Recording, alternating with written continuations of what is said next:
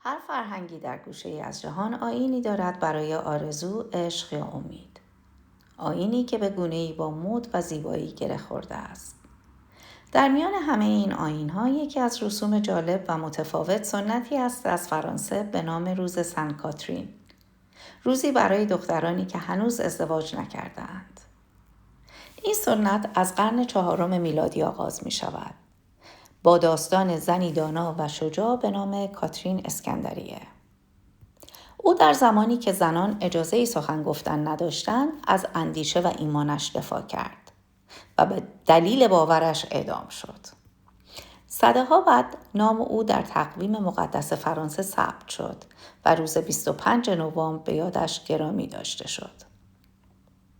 در قرون میانه این روز معنای تازه یافت. دخترانی که به سن 25 سالگی می رسیدند و هنوز ازدواج نکرده بودند در این روز به کلیسا می رفتند، دعا می خواندند و از سن کاترین می خواستند تا همسری نیکو نصیبشان کند.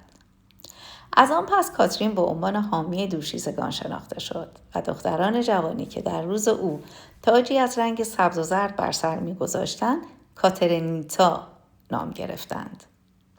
رنگ سبز نماد امید بود، امید به یافتن همسر. رنگ زرد نماد ایمان، ایمانی به عشق و خدا. در قرن 19 وقتی پاریس به پایتخت مد بدل شد، این سنت وارد کارگاه‌های مد گردید.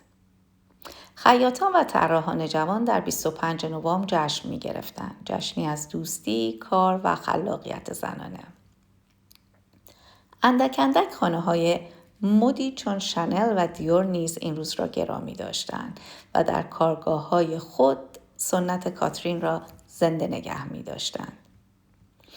و در سال 2019 خانه مد شانل در ادامه همین سنت دیرینه در کارگاه کلاهسازی خود جشنی رنگارنگ برپا کرد.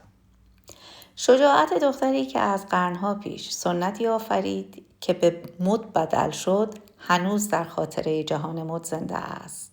یادآور زنانی که با باورهایشان هنر و زندگی را به هم دوختند و نشان دادند هر زن در هر زمان آفریننده تاریخ مد است.